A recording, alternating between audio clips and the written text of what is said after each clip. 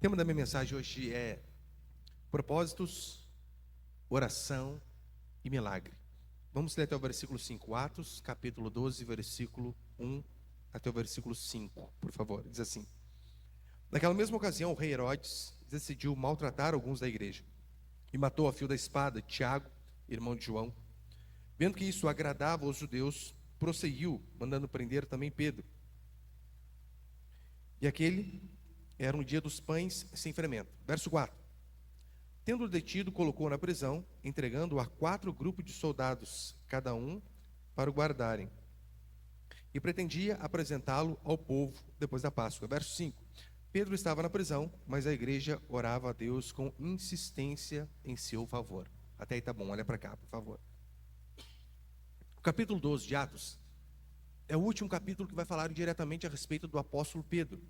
Veremos que do capítulo 13 em diante só se fala a respeito de Paulo. Na verdade, tem uma pequena passagem no capítulo 15, onde é mencionado Pedro, mas de regra acaba aqui o quanto se fala sobre Pedro. Óbvio, né? O ministério de Pedro continua, mas não é relatado por Lucas aqui no livro de Atos. E no versículo 1 e versículo 2, nós vemos que o primeiro apóstolo ele é martirizado. Por que o primeiro apóstolo? Porque Estevão foi martirizado lá no capítulo 8, mas Estevão não era apóstolo. Aqui nós vemos de fato Tiago sendo martirizado. E lembrando, quem era Tiago? Tiago, ele era um dos líderes da igreja de Jerusalém. Tiago, Pedro e de João. Não apenas isso, esses 3 eram aquele grupo mais chegado de Jesus Cristo. Lembra que Jesus Cristo ele tinha os 70, ele tinha os 12, mas ele tinha aqueles 3 mais chegados, os quais estavam sempre com ele, oravam com ele. Tiago, Pedro e João faziam parte. Aqui nós vemos um desses sendo decapitado, sendo morto. Tiago ele é o primeiro apóstolo a ser martirizado, como eu disse. E no versículo 3, versículo 5, nós vamos ver a prisão de Pedro. E é interessante, né, que aqui é colocado 4 escoltas de soldados, cada escolta com 4 soldados. 16 soldados para cuidar de Pedro. Por que será tanta preocupação, né? Vigie esse homem lá. Ora, porque os homens de Deus, via de regra, se você ler só o livro de Atos, eles são meio que espertos para fugir da cadeia. Capítulo 3 eles escaparam, capítulo 5 eles escaparam. Nós veremos aqui no capítulo 12, eles também fugindo, Pedro fugindo. E o próprio Senhor Jesus Cristo, quando o túmulo dele foi selado com a pedra, soldados ali, e mesmo assim ele ressuscitou. Então talvez essa era a preocupação deles ali. Eu quero passar então apenas 2 princípios aqui com base nesse texto hoje. Põe o primeiro, por favor.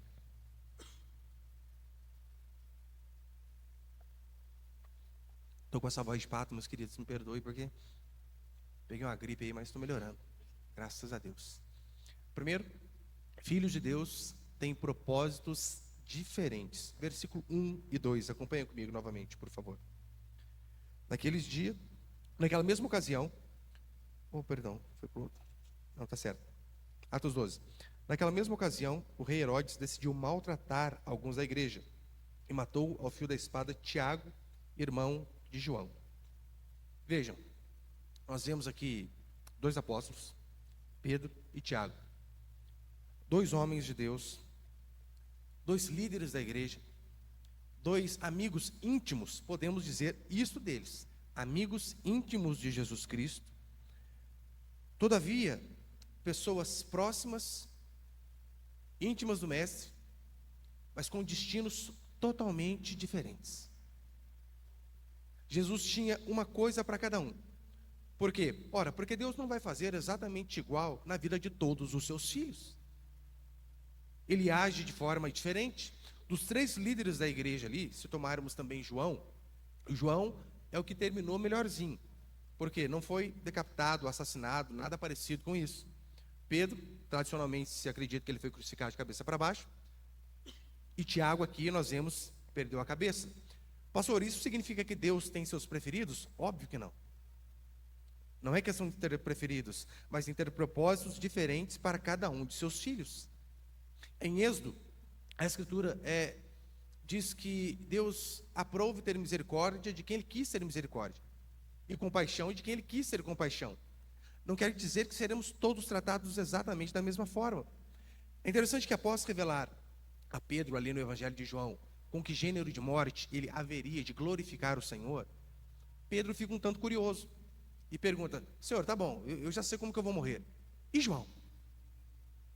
Pedro ele fica preocupado com o destino do outro, esquece de olhar para si. Olha o que vai dizer, João capítulo 21, versículo 21 e 22. Aqui está falando justamente sobre isso. Jesus acabou de falar como que Pedro morreria, como que ele iria glorificar a Deus. E reparem a preocupação de Pedro. Ao vê-lo, Pedro perguntou a Jesus: Senhor, o que acontecerá a ele? Se referindo a João.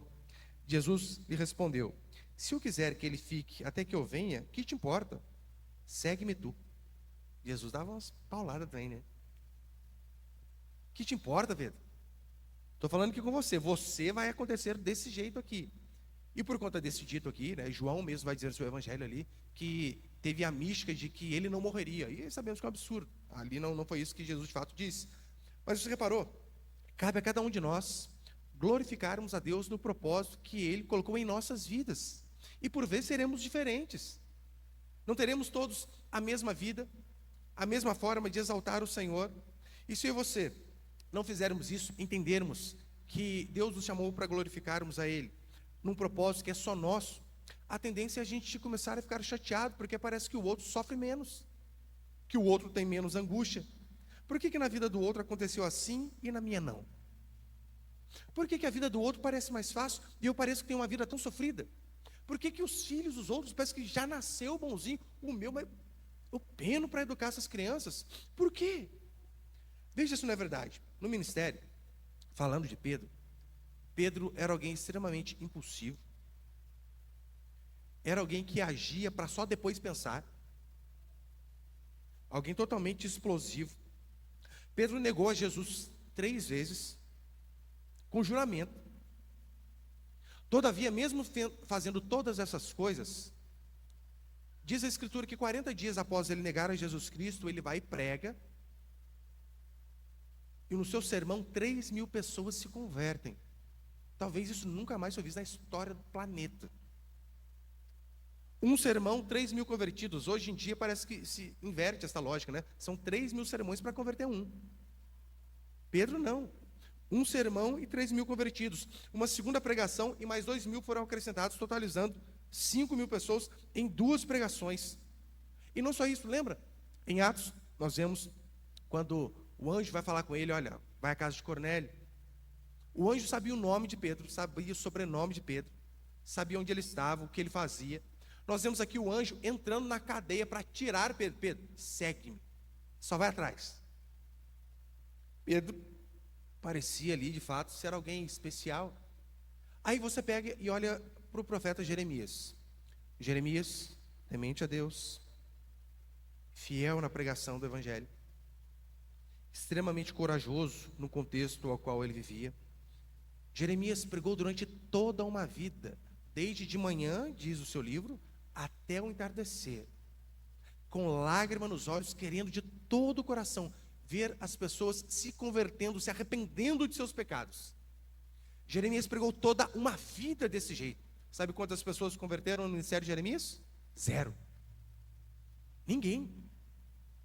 Pedro nega Jesus Cristo, impossível, corta a orelha do soldado, quando não era para fazer. 2 pregações, 5.000 convertidos. Jeremias prega uma vida toda e ninguém se converte. Pedro era mais homem de Deus ou mais fiel que Jeremias? Óbvio que não. Claro que não. Ambos eram filhos. Só que ambos tinham propósitos diferentes. Foram chamados para glorificar a Deus de uma forma diferente. O mais importante, que o caminho que percorremos é a fidelidade que nós mantemos a Deus neste caminho. Não importa. Se a vida para você parece ser mais difícil que a vida do seu vizinho, não fique olhando para a grama dele. Olhe para a sua e peça a Deus força para que você se mantenha fiel. Não foi isso que aconteceu com José? José foi fiel, foi injustiçado, aceitou as injustiças, e por conta de sua fidelidade, mesmo longe, mesmo injustiçado, o povo de Deus foi salvo. Ele então se tornou governador. Significa que todos aqueles que forem fiéis, Deus vai honrar da forma com que honrou José? Queria que fosse. Tadinho, você está vindo, eu só estou desanimando você, né? Queria que fosse. Queria que toda fidelidade fosse recompensada dessa forma. Mas não podemos pegar o padrão de José como algo que vai acontecer com todos. Olha, se você for fiel, independente da circunstância, Deus vai te honrar. Às vezes Deus honra você como honrou Urias, matando você rapidinho. Urias foi fiel, mais fiel que Davi, o homem segundo o coração de Deus. E o que ele ganhou por conta de sua fidelidade? A morte. Morte por conta do adultério do rei, de um pecado do rei. Um homem fiel foi morto. João Batista, por conta de sua coragem e sua fidelidade, perdeu a cabeça. Porque é bom você sempre olhar para o seu propósito. Porque às vezes o do vizinho é diferente do seu. Para que você não se desanime. Pode ser que você olhe os planos de Deus para o outro, então você fique com inveja. Pastor, eu não tenho isso. Eu já falei para os irmãos, né? Esse é um pecado que eu acho que nunca confessaram para mim. Nunca. Confessaram já os piores absurdos que você imagina. Mas chegar e falar, pastor, eu tenho tanta inveja. Nunca. Nunca. Porque é vergonhoso. Assumir que tem inveja, assumir que tem alguém que é melhor que você, que tem algo que você não tem, que chegou onde você gostaria de chegar. Por isso, olhe para os planos de Deus para a sua vida. Não olhe para a vida do seu irmão, para a vida do seu vizinho. Esses dias um rapaz, ai meu Deus, quase caiu. Meu irmão, ele me disse assim, pastor, o seu canal no YouTube é um canal tão bom. As edições são boas. O conteúdo é bom, a qualidade, as pregações. Mas quase ninguém vê. Eu por dentro já fiquei na ira, né? A gente vê canais fúteis, pastores que falam problema, subir para cima, zero conteúdo, visualizações aos milhões, ganhando dinheiro à torta e à direito. Por quê? O que acontece? O que me conforta é saber que às vezes os planos de Deus para ele é diferente do meu. Se Deus quis fazer assim com ele e não quis fazer comigo, e eu que chore e aguente. Agora, se eu for ficar olhando o tempo todo para a grama do vizinho, para a igreja do vizinho, para o canal do YouTube do vizinho, para a casa do vizinho, para o carro, para os filhos, eu fico perdido. Os planos de Deus são diferentes para mim e para você, meus queridos. Que Deus, Ele possa dar graça, que nós venhamos a enxergar isso. Então, o que me faz, às vezes, não desanimar diante dessas circunstâncias, é saber, olha, vai que Deus me chamou só para ser um pastorzinho do interior, com 30, 40 pessoas, e daí? Qual o problema? Que Deus me dê a graça de ser fiel com essas 30, 40 ovelhas que Ele colocar diante de mim. Agora, se o outro Ele colocou milhões, hoje mesmo eu vi uma igreja que, meu Deus, tudo que é lugar do Brasil, a área kids da igreja, acho que o banheiro é maior que o nosso salão, do kids. Deus já testando a gente antes de vir para o culto, né? Não importa. O que importa é nós olharmos para os planos de Deus para nós. Em vez de você ficar se comparando com outros, pergunte-se: eu estou no propósito ao qual Deus me colocou? Se eu estou no propósito ao qual Deus me colocou, eu devo orar para que Deus me dê a graça de ser fortalecido com as responsabilidades que terei e com as dificuldades que também terei. Fazendo isso, dificilmente você vai ficar invejando o próximo, sabendo que Deus tem um propósito para cada um. E é o que nós vemos aqui, né? Nós vemos Pedro com o anjo sabendo até o CPF dele, e vemos Tiago decapitado. Segundo e último,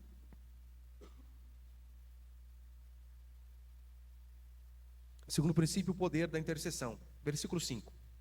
Atos 12, 5. Pedro estava na prisão, mas a igreja orava a Deus com insistência em seu favor.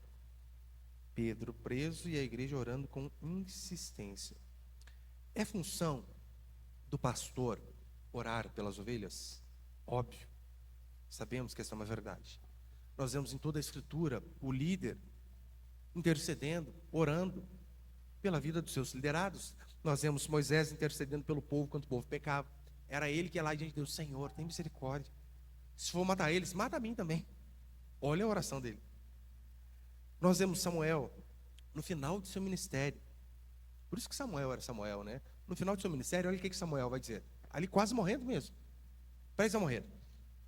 prestando o relatório final da sua administração enquanto líder da igreja. Olha o que ele diz: quanto a mim, longe de mim pecar contra o Senhor, deixando de interceder por vós, eu vos ensinarei o caminho bom e direito. Olha a preocupação dele. Longe de mim pecar contra o Senhor. Como?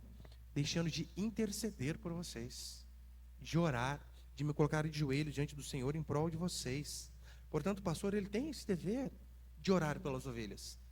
Graças a Deus, aqui na nossa igreja, por mais que somos uma igreja pequena, já temos mais uma leva de 4 irmãs grávidas. Eu fico feliz toda vez. Grávida, alegria. A gente vai crescer, nem que seja com filhos daqui uns 10, 15 anos. Vai ver só. E dessas 4 irmãs grávidas, 2 é a primeira vez, uma é a segunda, mas a filha já está adolescente, então quase que é a primeira vez de novo, né? E quando elas mandaram mensagem, falaram, pastor, foram lá em casa avisar, estou grávida. Eu fiquei feliz, mas não fiquei surpreso. Sabe por quê? Porque eu já estava orando por isso. Aí, como às vezes as irmãs é incrédulas, eu tenho que pegar o meu bloquinho de anotação ali e mostrar, né? Aqui, ó, seu nome aqui, filho. Aqui, ó. Porque é algo que se deve orar. E a Bíblia diz que filhos são bênção. Ora, o pastor então deve orar para que a igreja cresça através de filhos dos membros da igreja. Então, eu fico feliz, claro que fico feliz, mas nenhuma hora eu fiquei surpreso, porque eu sabia, eu já orava por isso. É só Deus respondendo aquilo que já vinha orando. E orar é justamente você orar e crer no poder de Deus, que Ele vai fazer aquilo que você está pedindo. É por isso que nós vemos em toda a Escritura o povo orando e crendo que Deus era poderoso para fazer aquilo. Nós vemos Paulo orando para que o povo pudesse crescer espiritualmente. Nós vemos os discípulos orando para que a igreja pudesse crescer, para que o povo pudesse ser mais sábio. Mas a pergunta é, quem disse que é só o pastor que deve orar pelas ovelhas? O que a Bíblia vai dizer é que a igreja tem uma função também de orar pelo seu líder, pelos seus líderes e pelo seu pastor. Não é isso que nós lemos aqui no versículo 5? Pedro estava na prisão, mas a igreja orava com insistência a seu favor. A igreja orando pelo seu líder. Em 1 Timóteo, capítulo 2, Paulo, ele exorta a igreja a orar por todos aqueles que são investidos de autoridade, tanto governamental quanto eclesiástica. Devemos orar por essas pessoas. Em Efésios, capítulo 6, versículo 18, Paulo também vai dizer assim: orem em todo o tempo no Espírito, com toda oração e súplica. E para isso, vigiem com toda perseverança e súplica por todos os santos. E por mim, Paulo pedindo oração. E por mim, para que me seja dada, no abrir de minha boca, a palavra com confiança, para fazer conhecido o mistério do Evangelho, pelo qual sou embaixador em cadeias, para que nele eu tenha coragem para falar como devo falar. Olha Paulo dizendo, orem por mim, para que através dos meus lábios o Evangelho seja pregado, e as pessoas conheçam a Deus, se convertam. Por isso, se nós tivéssemos aquele bom hábito dos pentecostais de chegar antes, dobrar o joelho e orar, 10, 15 minutos antes, orar para que Deus possa vir com o Espírito Santo sobre a congregação, para que Ele traga bem as pessoas, para que Ele use poderosamente a vida do pregador, para que ele seja um mensageiro, boca do Senhor naquela noite, porque o máximo que eu posso fazer aqui é estudar durante a semana e pregar aquilo que eu estudei. Mas se o Espírito Santo não tocar cada um dos corações, como diz a palavra do Senhor, só Ele tem o poder de convencer do pecado, da justiça e do juízo. A minha retórica não serve para nada. A minha oratória não serve para nada. Vocês conseguem ver que a igreja tem um papel? A igreja não, vocês. Que a igreja fica meio, né, jogado aos ventos. Você, meu querido irmão e irmã, você tem esse dever de me colocar na sua oração. Orar pela minha vida, para que Deus faça como Ele fez aqui com Paulo. Deus, dê sabedoria, coragem, para que através da boca do meu pastor, a sua palavra seja pregada, para que o teu nome seja engrandecido. Imagina se todos nós fizéssemos isso. A partir de domingo eu vou chegar 15 minutos mais cedo. Vou orar. Será que não é por isso que nós ainda temos muitas cadeiras vazias? Porque às vezes a oração parte só de mim. E a igreja? Essas coisas precisam andar juntas. Precisam estar juntas. Chegue antes, faça isso. 2 Coríntios capítulo 1, Paulo vai dizer assim: Ele nos livrou de tão grande perigo de morte, e ainda nos livrará, em quem temos esperança, de que continuará a nos livrar, ajudando-nos também vocês com suas orações por nós, para que, pela graça de Deus, por meio de muitos, nos foi concedida, sejam muitos os que deem graças por nós, ajudando-nos também vocês com suas orações por nós. Oração é fundamental. O líder deve orar, mas a igreja também. E não só isso, aqui nesse texto é interessante, né? Eu vou continuar essa mensagem semana que vem. Nós devemos orar e principalmente crer na eficácia da oração. Sabe por quê? Veja, Pedro estava preso. No versículo 5 diz que a igreja orava com insistência por ele. Vocês acham que a igreja estava orando para quê? Já que Pedro estava preso. Ora, para que Pedro arrumasse bons companheiros na cela? Óbvio que não. Senhor, liberta Pedro. Tira Pedro de lá. Provavelmente essa era a oração deles. Então eles oram por esse milagre. E quando Deus faz o milagre, eles não acreditam. O povinho ainda era difícil, né? Difícil. Versículo 13. Olha aí para frente, por favor. Versículo 13. Atos 12, versículo 13. Aqui Pedro sai, o anjo o escolta, e ele vai onde as pessoas estavam orando, reunidos lá no pequeno grupo, na casa deles, de alguém. Ele diz assim: quando ele bateu no portão do pátio, uma criada chamada Ruth saiu para atender. Reconhecendo a voz de Pedro, não abriu o portão por causa da alegria. A mulher também, pelo amor, né? Ficou tão alegre que esqueceu de abrir. Ai, que alegria, e deixou o homem para fora. Reconhecendo a voz de Pedro, não abriu o portão por causa da alegria, mas correndo para dentro, anunciou que Pedro estava no lado de fora do portão. Olha o versículo 15. Lhe disseram: está louca? Essa, porém, insistia, mas eles diziam: é o anjo dele. Eles estão orando por isso. Daí a mulher vem falar: você estava orando para Pedro sair? Pedro chegou. Você é louca? Doida. Ou seja, eles oravam, mas parecia que não acreditavam que Deus faria aquilo que eles estavam orando. E é fundamental que nós venhamos a acreditar. Eu entendo essas pessoas aqui, sabe por quê? Eu já cometi um imenso pecado. Tinha uma adolescente em nossa igreja, eu acho que ela tinha uns 16, 17 anos, não lembro na época, e ela tinha endometriose, que é uma das coisas que faz com que a mulher fique infértil. E ela ia fazer um exame, parece que ia ter que tirar todo o aparelho reprodutor. Só que na semana antes, ela e a mãe dela foram lá em casa e disseram: pastor, puxa, semana que vem está marcado lá o exame antes, né, de retirar todo o meu aparelho reprodutor. Ora por mim, ora pela gente. Eu disse: óbvio, claro. E orei mesmo, com fé de todo o meu coração. E eu lembro que ela fez o último exame antes de arrancar todo o aparelho reprodutor ali, e pela graça de Deus foi curada, não tinha nada, absolutamente nada. Ela ligou para mim: pastor, o resultado do exame saiu. Um milagre aconteceu na minha vida, não tem mais nada. Sabe o que eu disse para ela? Não acredito. Oh, meu Deus, eu orei. E ela falou que aconteceu, eu falei: não acredito. Que burrice. Às vezes falta da nossa parte justamente isso: orar e crer que Deus vai fazer. Portanto, diante de qualquer problema, ore, mas ore com fé. Não é isso que a Escritura vai dizer? Sem fé é impossível agradar a Deus. Não há impossíveis aqueles que creem no nome do Senhor. O poder de Deus não é menor, o problema é que a nossa fé, por vezes, é pequena. Não se esqueça que o nosso Deus é conhecido como Todo-Poderoso. O que pode ser impossível a Ele? Pastor, conversão do meu marido. Ele converteu você, criatura, da minha esposa. Se você está aqui, se Deus converteu a nós, quem pode ser impossível a Ele? Não há impossíveis. Mas lembre-se, filhos de Deus têm propósitos diferentes. Não fique olhando para a grama do vizinho. Veja aquilo que Deus tem para a sua vida e creia de todo o seu coração no poder da oração e da intercessão. É por isso que a carta de Tiago vai dizer, né? Alguém entre vós aflito? Ore, contente, cante. Sempre temos que orar. A oração é o combustível básico, primordial do cristão.